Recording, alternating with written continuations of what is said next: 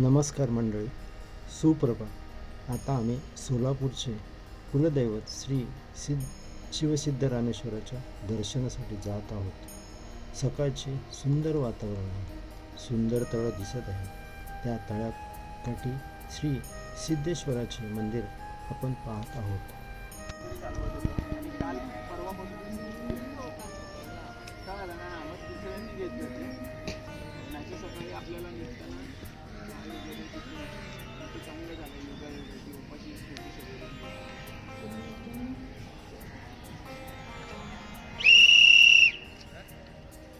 ग्रामदैवत हे हा तलाव होता. याच्यामध्ये ऑटोमॅटिक महादेवाची म्हणजे पिंड स्थापन झालेली आहे आणि दरवर्षी लग्न असतं महादेवाचं आणि पार्वतीचं. तर अक्षता व्हायला जातात. खूप मोठा गड्डा यात्रा बोलतात, म्हणजे महाराष्ट्रातली सगळ्यात मोठी यात्रा असते.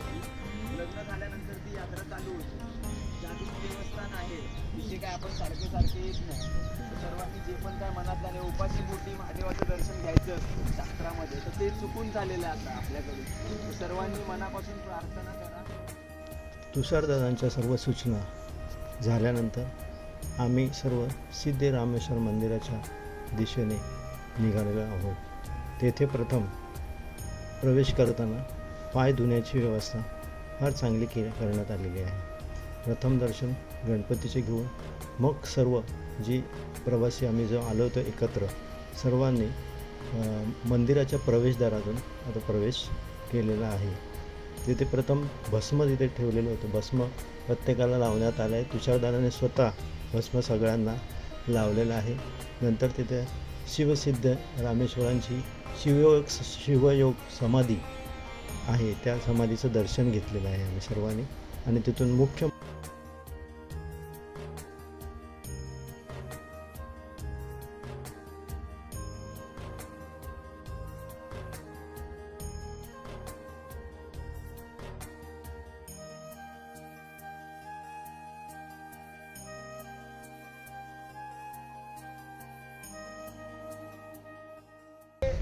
जो नाश्त्याला उशीर झालाय तो माझ्यामुळेच झालेला आहे. कारण की ते आधी बनवून ठेवत होते पोहे.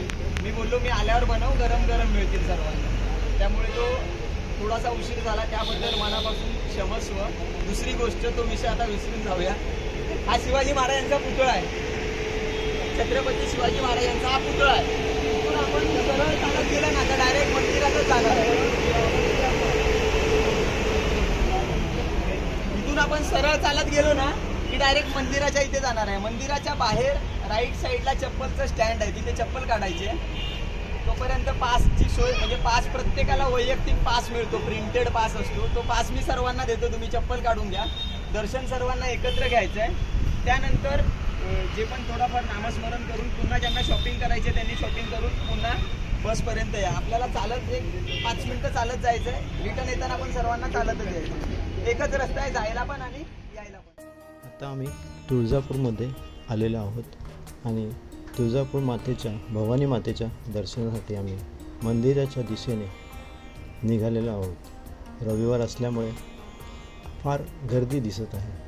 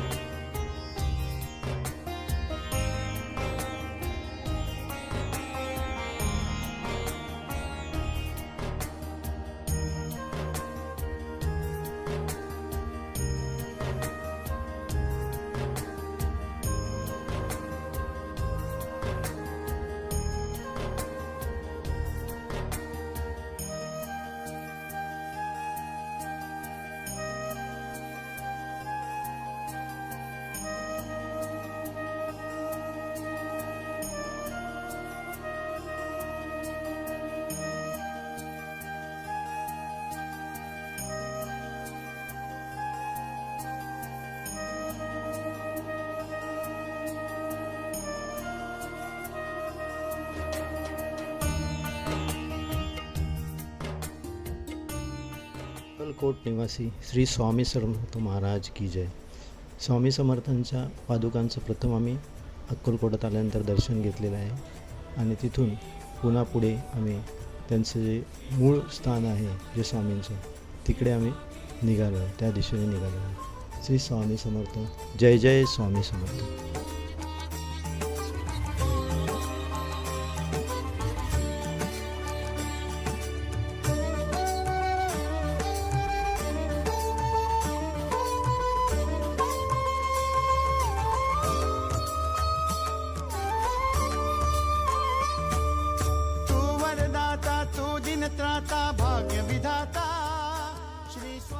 आतापर्यंतचा प्रवास जर तुम्हाला सगळ्यांना आवडला असेल तर लाईक करा, सबस्क्राईब करा आणि शेअर करा.